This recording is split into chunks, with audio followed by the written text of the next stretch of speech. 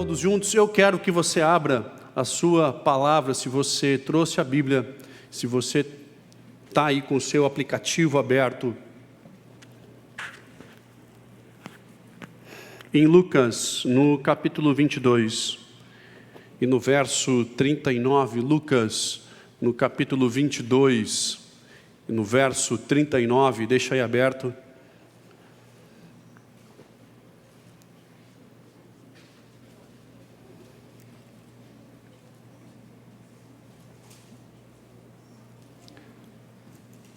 Muito bom, muito bom.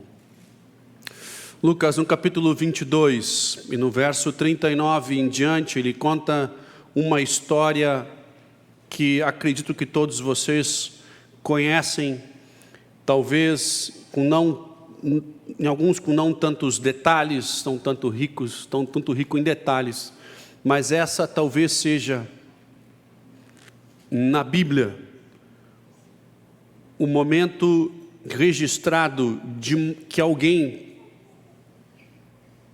tenha passado o maior momento de angústia, de pressão, uma pressão tão grande, tão incrível, tão impressionante, que a pessoa que passa essa pressão, e no caso Cristo, a pressão que ele vivia naquele momento era tão absurda, tão impressionante, que o seu suor na angústia, fruto da sua angústia, fruto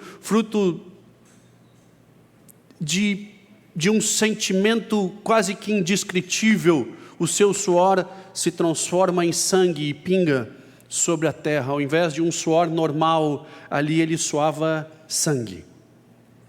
Então a gente consegue imaginar a angústia desse homem, Cristo, neste momento. E é isso que eu quero falar nessa noite, é isso que eu quero compartilhar nessa noite. Eu quero falar sobre confiança debaixo de pressão. De como nós mantermos a nossa confiança em Cristo, estando debaixo de um momento de pressão que não é criada por nós, é criada pelo meio, mas nós estamos inseridos num contexto que não tem para onde correr. Essa pressão ela é tão grande que afeta a nossa vida, especialmente a nossa confiança em Deus. E é sobre isso que eu quero falar. E se vocês me permitirem, e se não permitirem eu vou ler igual, mas Lucas no capítulo 22, no verso 39, diz o seguinte: E saindo foi como de costume para o Monte das Oliveiras, e os discípulos o acompanharam. E chegando ao lugar escolhido, Jesus disse: Orai, para que não entreis em tentação. Ele, por sua vez, se afastou, acerca de um tiro de pedra, e de joelhos orava, dizendo: Pai, se queres, se possível, algumas versões dizem, passa de mim esse cálice. Contudo, não faça-se a minha vontade, sim a tua. Então lhe apareceu um anjo do céu, que o lhe confortava, e estando em agonia, orava mais incessantemente. E aconteceu que o seu suor se tornou em gotas de sangue, caindo sobre a terra. Levantando-se da oração, foi ter com os discípulos, e os achou dormindo de tristeza. E lhes disse: Por que estáis dormindo? Levantai-vos e orai, para que não entreis em tentação. Papai, obrigado pela Tua Palavra, obrigado pela revelação da Tua Palavra. Espírito Santo, traz para o nosso dia a dia, traz para a nossa realidade, traz para o nosso momento. Atualiza nos nossos corações essa palavra, nos traz entendimento para que isso se aplique no nosso dia a dia. Em nome de Jesus, me dá as palavras e eu te darei a glória. Amém? Amém, amém. Muito bom. Todos nós vamos viver momentos de pressão em algum momento na vida. E a pressão na vida, ela não está atrelada à condição social, ela não está atrelada a recursos financeiros, ela não está atrelada a um nível educacional. A pressão não está relacionada à idade, não está relacionada à cultura. A pressão ela existe de todos os níveis, de várias formas, de vários modelos. A pressão, ela existe, ela está constantemente, de alguma forma, nos atingindo. A gente vê esse movimento todo hoje de jovens, e também adultos, mas muitos jovens sofrendo uma pressão das redes sociais, das mídias sociais, uma competição dos próprios amigos e colegas de divulgações ou postagem que eles fazem que não estão, que eles não têm condições de competir ou de chegar no mesmo nível. A própria rede social, que é algo que deveria ser usado para comunicação, de fato serve hoje também como instrumento de pressão sobre as nossas vidas. Pressões no trabalho, pressões de competitividade de mercado, pressões de determinados desafios do dia a dia, de famílias. Nós passamos por pressões. Não há uma escolha de não passar por pressão. Nós passaremos. Não estou aqui sendo profeta do Apocalipse, não estou aqui amaldiçoando ninguém. Não. Se você vive nessa terra, se você ainda está nessa terra, eu quero te dar uma notícia: nós passaremos por pressões.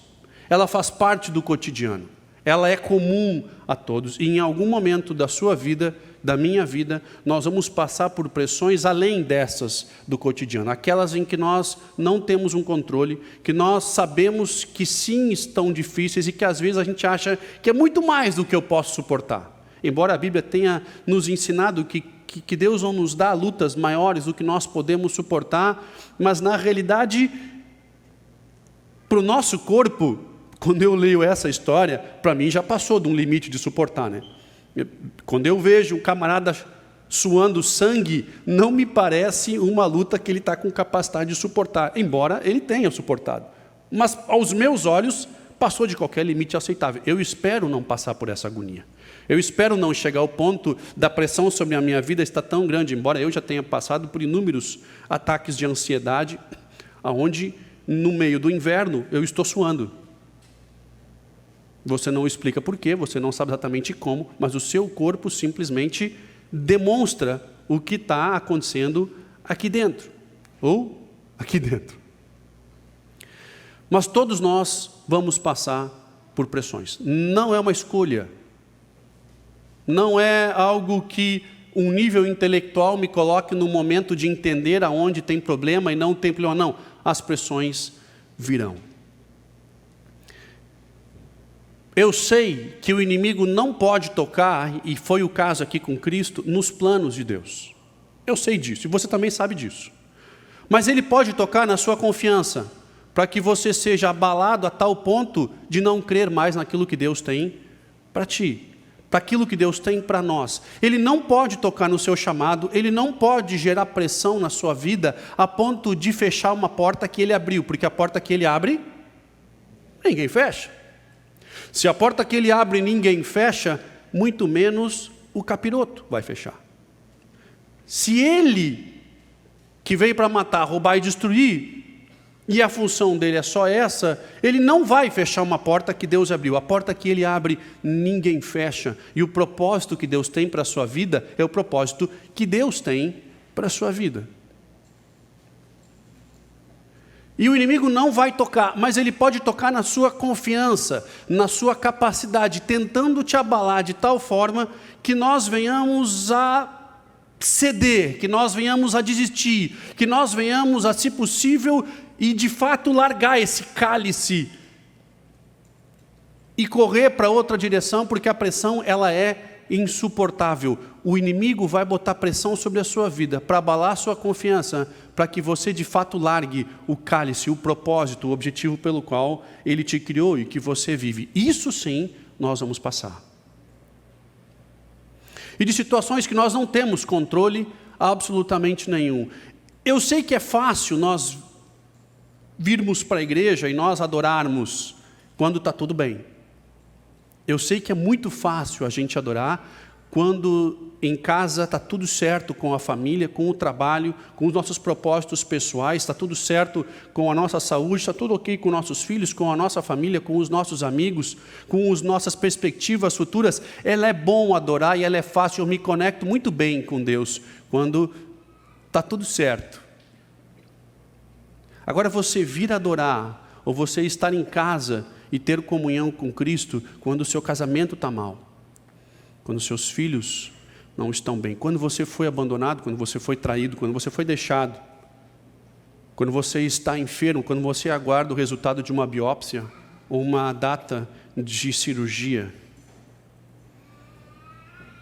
Essa pressão que nós não temos o controle, nessa pressão nós conseguirmos adorá-lo, esse é o desafio. Esse é o momento que nos separa e que separou Cristo aqui. Esse é o grande momento da história onde os caminhos se dividem. E é sobre esse tema que eu acredito que nós podemos meditar hoje à noite. É esse tipo de pressão, que nós não temos o controle, que não foi criada por nós, mas que ela estará ou está para alguns de nós, nesse momento, escancarado no nosso dia a dia. Nesse momento, eu consegui entender que essa pressão não pode tirar a minha confiança no Senhor.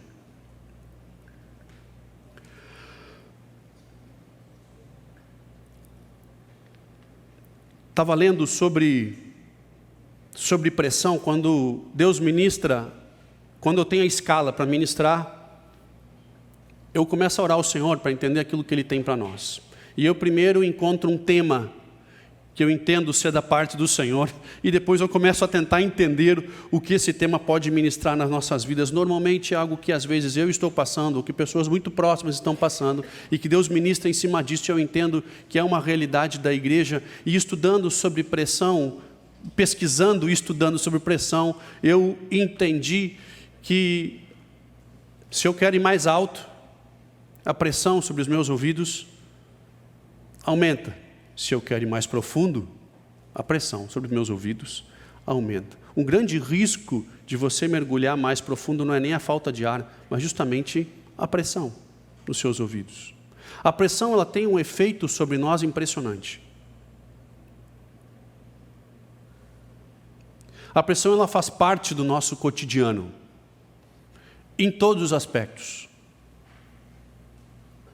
Em 2007, a partir de 2007, todos os veículos começaram a ser produzidos com um sistema chamado TPMS, Tires Pressure Monitoring System, sistema de monitoramento de pressão dos pneus. Nem todos os veículos vêm hoje com isso, infelizmente, mas muitos na América do Norte já estão saindo de fábrica com esse sistema. Às vezes carros bem simples estão saindo com esse sistema, porque aconteciam muitos acidentes por falta da pressão ideal dos pneus. Nem de mais, nem de menos, mas tinha que ser ideal. Todos nós temos um nível de pressão ideal. Muito pouco é problema e muito também é demais. Tem um primo que morava no Nordeste do Brasil e ele teve uma função lá na empresa, de era pegar uma caminhonete, uma Pajero Full 4x4, e ele tirar foto dela para anunciar esse veículo. E ele pensou, eu vou tirar foto na praia com esse veículo, é muito mais bonito, né? Você pegar um carro desse, você lavar, botar na beira do mar e você tirar uma foto. E esse veículo ganhou uma dúzia de vezes a corrida, o desafio do Paris-Dakar, no deserto. E ele leva esse veículo para a beira da areia, tira fotos bonitas, na hora de ir embora, não sai, atolou. E como é que o cara atola um veículo campeão do Rally Paris-Dakar? E ele conseguiu atolar. Ele me liga dizendo, cara, estou atolado. Eu digo, eu estou no Rio Grande do Sul, tu está no Rio Grande do Norte, eu não vou conseguir te ajudar. Eu posso orar por ti, cara. O que eu faço? Eu digo, não sei, acha alguém aí para te ajudar. Tá, mas me dá uma dica. Eu digo, acha um jegue para puxar esse carro para fora, cara.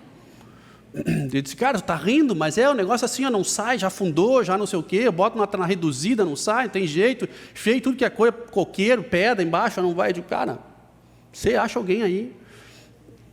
E ele achou um cara que estava passando na praia, e o rapaz veio para ele e disse, quer ajuda? Ele disse, olha, cara, o cara estava sozinho. Quero. 50 pila eu te ajudo a tirar esse carro daí. Não tinha muita coisa a perder, né? Já estava atolado mesmo, estava ali, tinha que sair. Tá bom. vai chamar alguém para me ajudar? Não, tu pode entrar e engata a primeira, que tu vai sair. Ele disse, não, ele está atolado, eu preciso que alguém puxe. Não, entra, senta, engata a primeira, ele vai sair bem tranquilo. Esse primo, né, entra no carro, senta, engata a primeira, e o camarada esse, bem tranquilo, com R$50 no bolso agora, ele murcha os 4 pneus. E o veículo sai como se não tivesse acontecido absolutamente nada. Aumenta a borracha, a aderência, ele aumenta a área de atuação, de contato, e ele sai tranquilamente.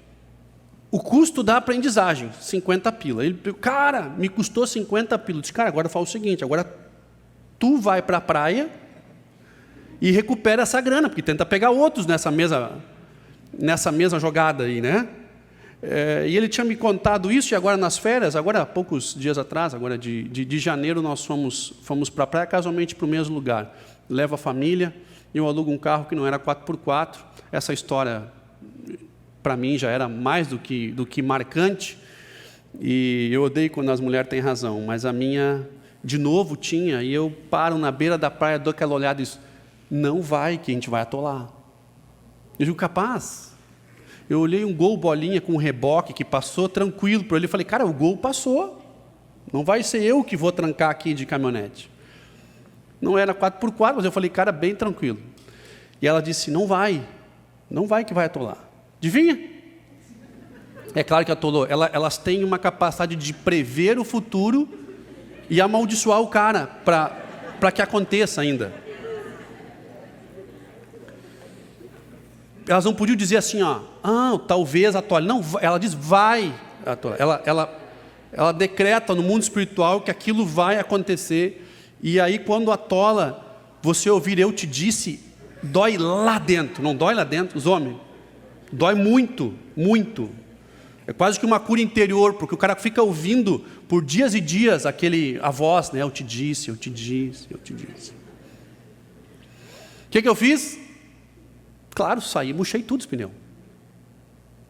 Né? Murchei tudo, saí de novo e fui embora. Eu digo, cara, lição do dia. Né? A pressão, ela é importante, só que na medida certa, em alguns momentos, em outros nem tanto, mas todos nós precisamos de algum nível de pressão. E voltando no fim do dia, desse dia que a gente atola, eu passei o dia inteiro andando com os pneus com menos calibragem, né? Menos pressão, e voltando, já no fim, quase anoitecendo, o sistema esse acusa, no veículo que a gente locou, acusa que tinha pouca pressão nos pneus. Na minha cabeça, eu digo, não, mas não deveria, porque na rádio eu já estou rodando o dia inteiro com menos pressão, porque eu esvaziei na praia. Eu digo, cara, só pode ser um furo. Né? E eu sabendo que nós tínhamos que andar 60 quilômetros ainda para o próximo posto, para mim calibrar. Eu tinha a alternativa, ou eu ando rápido para que eu consiga chegar no posto, ou eu fico parando a cada meia hora, mas eu vou ter que trocar esse pneu no meio da estrada, no quilômetro 0 da BR-101, sozinho à noite, com 3 crianças no carro. Eu digo, cara, não, eu vou tocar até o posto. Mas aquela agonia lá dentro, aquela pressão minha, né, de conseguir chegar num posto e conseguir, de fato, botar a pressão exata. E, enfim, acabou dando tudo certo. Eu cheguei lá, tinha 10 libras do pneu quando eu cheguei para abastecer. Muito pouco, muito. Cada momento da vida vai definindo a pressão exata para o momento exato, mas todos nós precisamos de pressão. O que é muito difícil nós administrarmos é uma pressão que vem de fora e que a gente não tem controle absolutamente nenhum.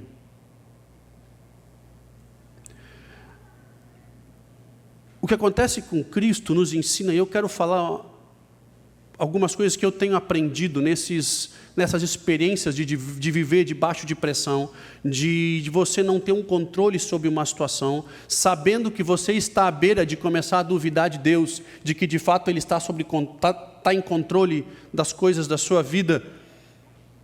E eu quero falar sobre os 3 P's da pressão. já que nós estamos falando de pressão. Mas antes disso, eu quero ler o que o Paulo escreveu sobre pressão também. Em 1 Coríntios, no capítulo 1, no verso 6, diz o seguinte: pois quanto mais sofrimento por Cristo suportamos, mais encorajamento será derramado sobre nós por meio de Cristo. Mesmo quando estamos sobrecarregados de aflições, é para o encorajamento e salvação de vocês, pois quando somos encorajados, certamente encorajamos vocês, e vocês poderão suportar pacientemente os mesmos sofrimentos que nós. Temos firme esperança de que, assim como vocês participam dos nossos sofrimentos, participarão também do nosso encorajamento. Irmãos, queremos que saibam das aflições pelas quais passamos na província da Ásia. Fomos esmagados e oprimidos, além da nossa capacidade de suportar, e pensamos que não sobreviveríamos. De fato, esperávamos morrer. Mas como resultado, deixamos de confiar em nós e passamos a aprender a confiar em Deus, que ressuscita dos mortos. O apóstolo Paulo diz o seguinte: pessoal, nós fomos oprimidos, triturados e esmagados, e nós realmente achávamos que iria morrer. Não, vocês não estão entendendo. Nós esperávamos que íamos morrer. Nós estávamos numa situação esperando a morte. Eu não sei quantos de vocês passou por uma situação perto disso, mas Paulo contava que ele e os seus companheiros estavam esperando a morte, e que o resultado disso foi que nesse momento eles aprenderam a não confiar em si mesmos e a começar a confiar em Deus. Que a solução não vinha dos seus amigos, que o poder e a manifestação não vinha da sua igreja, daqueles que andavam consigo, mas da manifestação dele. Eles aprenderam, debaixo de pressão, que só tinha um lugar para confiar, e esse lugar era ele. E ainda que eles morressem, a confiança era no Deus que ressuscitava dos mortos. E ainda que acontecesse a morte, e ele ainda diz o seguinte: tudo que eu passei, igreja, é para que vocês também sejam encorajados. E se eu fui encorajado através do meu sofrimento, eu espero que vocês também aprendam. E se eu estou sofrendo, usem o meu sofrimento para o crescimento da igreja. Ele encoraja a igreja a dizer o seguinte: eu estava esperando a morte, estava pronto, esperando a morte. E Cristo, Paulo aqui só replica o que Cristo já tinha vivido antes. Marcos conta a mesma história de Cristo, com detalhes um pouco diferentes. Marcos, ainda contando essa mesma história de Cristo, debaixo de pressão, ele ainda conta que Cristo leva os 12 para orar como de costume. E nessa história de Cristo nós vemos os 3 P's, que nós aprendemos quando estamos debaixo de pressão, e a primeira delas é privacidade. Cristo, como de costume, foi orar. Não era o crente 190 que só liga quando a coisa incomoda, só liga quando o problema bate na sua porta. Não, como de costume ele saiu para orar. Privacidade é o primeiro P quando nós estamos debaixo de pressão. Ele vai orar como de costume, ele vai buscar o Senhor como de costume. Nós não temos o hábito de buscar o Senhor. Cristo sabia o caminho de encontrar a alternativa, que era nele. Ninguém precisou instruí-lo disso. Nós, quando passamos por pressão, a gente liga para todo mundo, a gente faz um estardalhaço, a gente reclama para todo mundo. Cristo, a primeira coisa que fez, disse: cara, eu vou orar, porque eu sei o caminho, eu conheço o caminho. Debaixo de pressão, primeira coisa é a privacidade. Eu tenho que encontrar Ele.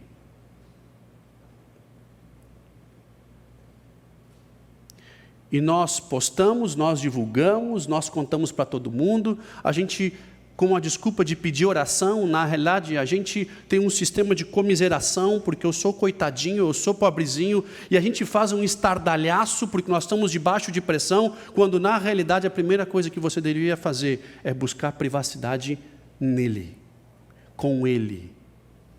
E Cristo, como de costume, a Bíblia diz, foi orar.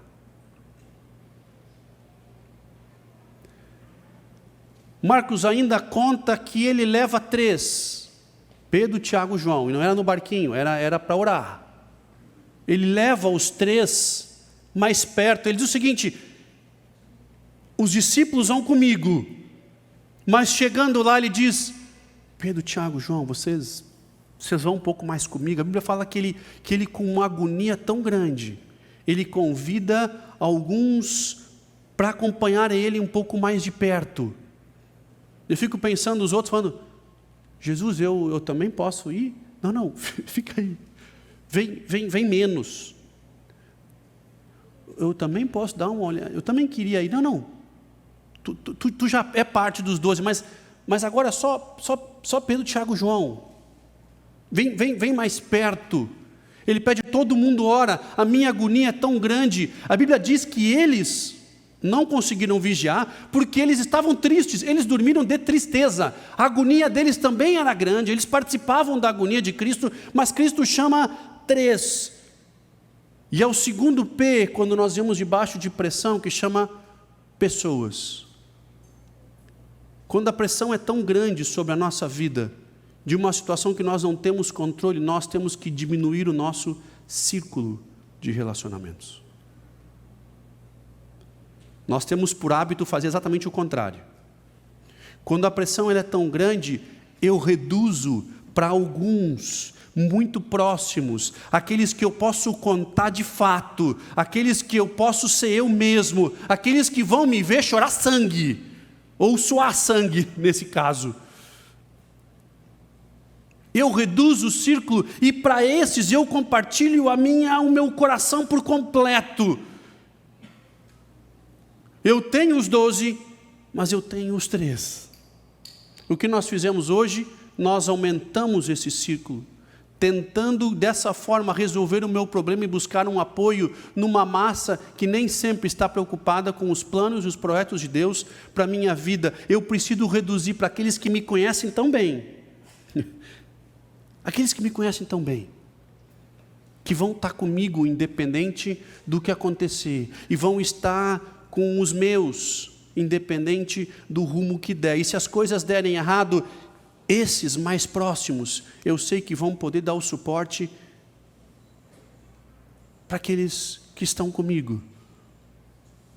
Eu sei que eles vão seguir aquilo que eu tinha no meu coração. Eu fecho o meu círculo debaixo de pressão.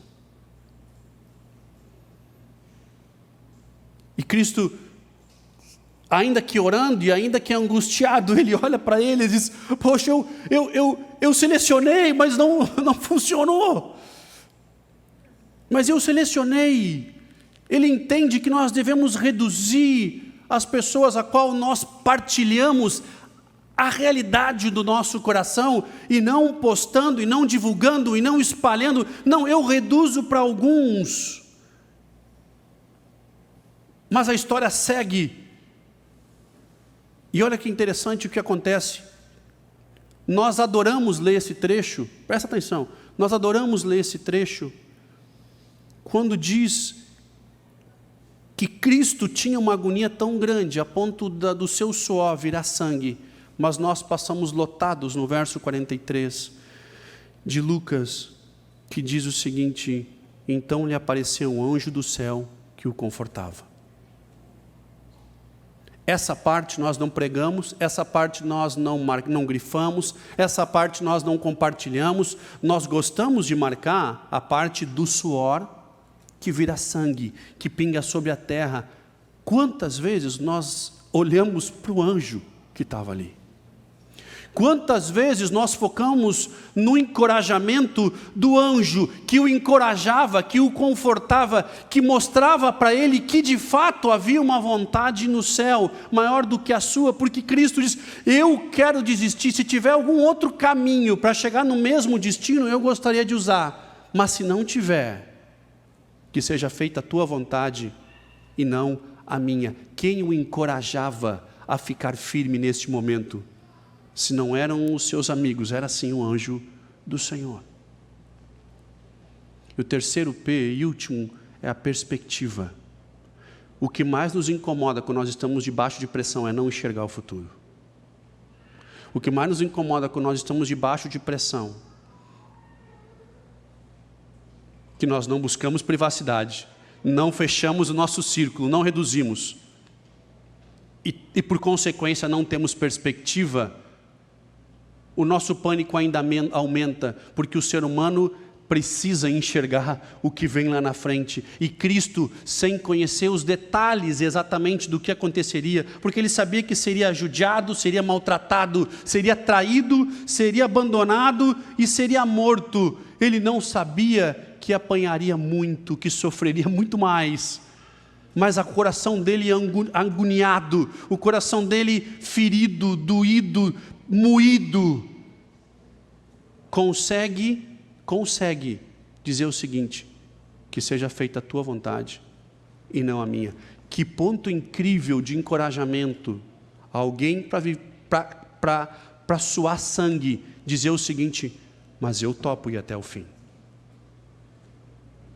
Como que alguém que sua sangue consegue dizer: eu vou contigo? Como que alguém consegue buscar forças no meio de um caos, no meio de uma agonia incrível, e entender que o melhor é a vontade de Cristo? Não é humano, não é normal. Eu e você não encontramos forças nas pessoas. As pessoas que estão conosco, mesmo o ciclo fechado, não são as pessoas que nos dão poder. As pessoas nos dão encorajamento, nos dão suporte, nos dão apoio. Quem nos encoraja de fato é o Senhor, e por isso a privacidade. O poder que você precisa não está nas pessoas. O poder que você precisa não está na sua organização, no seu poder, na sua estrutura, não está no seu conhecimento. A pressão ela é tão grande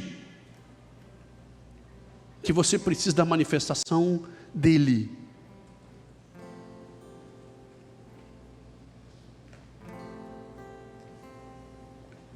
Paulo, depois de contar a experiência de quase morte, no capítulo 1 de 2 Coríntios, ele segue. No capítulo 4, permita-me ler o que Paulo diz, depois de ter se dado conta de que não morreu, embora achava que morreria. Ele diz no capítulo 4, no verso 7, agora nós mesmos somos como vasos frágeis de barro que contém esse grande tesouro. Assim fica evidente que esse grande poder vem de Deus e não de nós. De todos os lados somos pressionados por aflições, mas não esmagados. Ficamos perplexos, mas não desamparados. Somos perseguidos, mas não abandonados. Nós somos derrubados, mas não destruídos. Pelo sofrimento, nosso corpo continua a participar da morte de Cristo, para que também a vida de Cristo seja manifesta em nós. Sim, vivemos sobre constante perigo de morte, porque servimos a Jesus, para que a vida desse Jesus se manifeste em nosso corpo mortal. Assim, enfrentamos a morte, mas isso resulta vida para vocês. Continuamos a pregar, porque temos o mesmo tipo de fé que a Escritura menciona: crie em Deus, e isso falei. Sabemos que Deus que ressuscitou Jesus Cristo, também nos ressuscitará em Jesus, e nos apresentará a Ele junto com vocês. Por isso nunca desistimos, ainda que o nosso exterior esteja morrendo, nosso exterior e nosso interior se renova a cada dia. Pois essas aflições pequenas, comparadas com Cristo, pequenas aflições que eu e você vivemos, pequenas e momentâneas, que agora enfrentamos, produzem para nós uma glória que pesa mais que todas as angústias. E essa glória que resulta, durará para sempre. Portanto, não olhamos para aquilo que agora podemos ver, mas em vez disso, fixamos os nossos olhares naquilo que não podemos ver. Pois as coisas que agora vemos passarão, mas as coisas que não podemos ver, bem, as que não podemos ver, bem, essas durarão para sempre.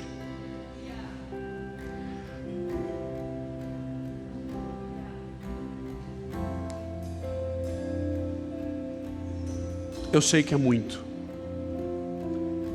Eu sei que às vezes a pressão nos faz olhar para Ele e dizer: se possível, afasta de mim esse cálice.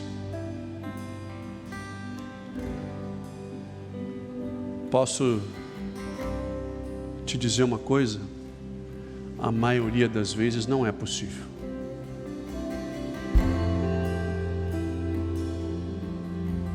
Mas essa leve e momentânea tribulação, ela disse: Robson, tu não está entendendo, eu estou esperando o resultado da biópsia. Essa leve e momentânea tribulação. Robson, tu não está entendendo, eu fui abandonado. Essa leve e momentânea tribulação. Robson, eu fui ofendido. Leve e momentânea tribulação. Robson, não. Meu marido está internado há dias. E meu filho é prematuro e está na UTI. Essa leve e momentânea tribulação. Se Cristo é o nosso exemplo, e Ele é, e a agonia dele foi maior de todos nós, porque Ele sabia que iria morrer e confiava no seu Pai para ressuscitá-lo. Assim como Paulo esperava morrer e disse: cara, eu estou esperando morrer, mas eu sei que eu tenho um Deus que me ressuscita. Porque o plano e o projeto que Deus tem para ti, esse plano e o projeto, o diabo não pode tocar. Ele só pode tocar na tua confiança. Ele só pode tentar abalar essa confiança, essa estrutura, os teus alicerces, os planos que Ele tem. Ele não pode tocar. Os planos que Deus tem, Ele não pode tocar. Essa é a convicção que Paulo tinha, é a convicção que Cristo tinha, e a convicção que eu e você temos que ter. Mas Ele tenta tocar na nossa estrutura de forma que nós entreguemos o cálice.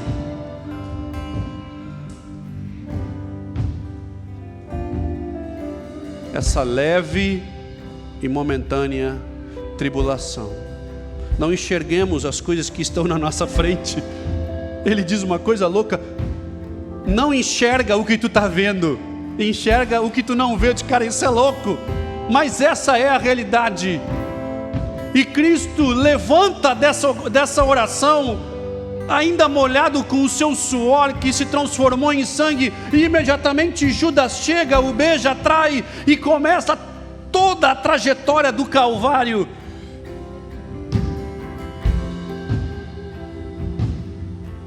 Essa leve e momentânea tribulação. Lembra? Ele não pode tocar no teu chamado. O diabo só pode tentar abalar a tua confiança. Privacidade, pessoas, perspectiva. Esse é o caminho de quando nós o encontramos, como de costume, sozinhos. Vamos ficar em pé, por favor.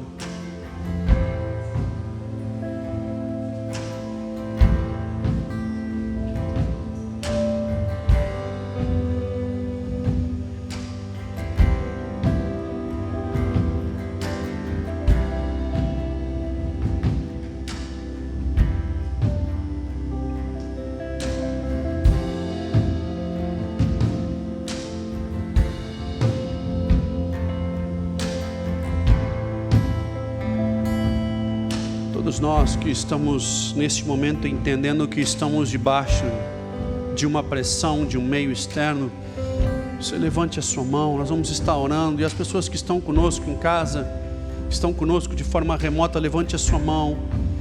Se você identificou que há uma pressão além do que você está acostumado a viver, além do que deveria estar acontecendo, fora do normal, e nós vamos estar orando. Papai, nós nos unimos em fé, nós como igreja do Senhor Jesus, entendendo a Tua palavra, entendendo o momento em que estamos passando, e nós pedimos, Senhor, fortalece o anjo que fortalecia o Senhor, para entender que o Teu propósito é maior do que todas as coisas. Esse anjo ministra o nosso coração. Papai, nos visita com um anjo que nos fortalece, que nos encoraja. Pai, que a nossa fé não seja abalada, mas que esse momento, que essa leve e momentânea tribulação produza um peso tão grande e eterno, não só para nós, mas para aqueles que nos rodeiam, para aqueles que nos enxergam, para aqueles que nos conhecem. Que seja a manifestação do Teu Espírito na vida daqueles que nos conhecem, Espírito Santo, através dessa leve e momentânea tribulação. Pai, nós oramos para aqueles que estão enfermos nesse momento, naqueles que estão precisando do Teu toque, Papai, aqueles que estão aguardando cirurgias, que estão aguardando resultados de exames, aqueles que estão aguardando oportunidades de recursos, de suprimento. Papai, nós pedimos, vem em nome de Jesus e nos fortalece, nos mantém firmes na convicção de o que Tu tens para nós. O que Tu tens para nós, o inimigo não pode tocar. Papai, nós sabemos que os Teus planos são mais altos do que os nossos, que os Teus pensamentos são mais altos. Mas nós sabemos que quanto mais alto eu quiser ir, ou mais profundo em Ti eu quiser ir, sim, eu vou ter pressão. Sim, eu vou viver pressão. Ela faz parte do caminho de ir mais alto ou mais profundo. Por isso, Papai, nos mantém encorajados e firmes, para entender que nós estamos sendo promovidos pelo Senhor, e que essa manifestação Tua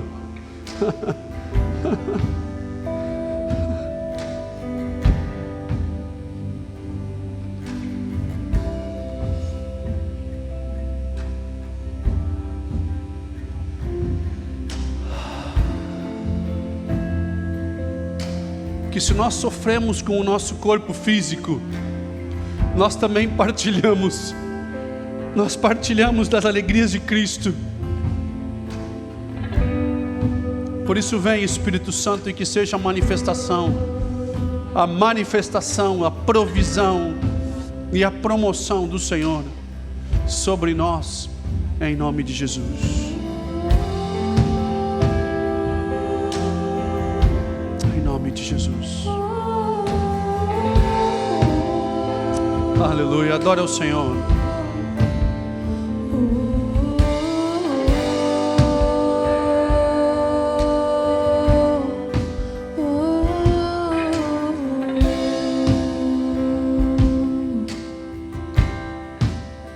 Eis-me aqui,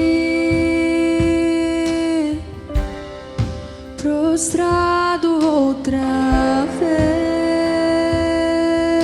vez, oferecendo tudo a Ti, pela graça que me salvou. Eis-me aqui, no colo do Seu amor, na tempestade ouvi Sua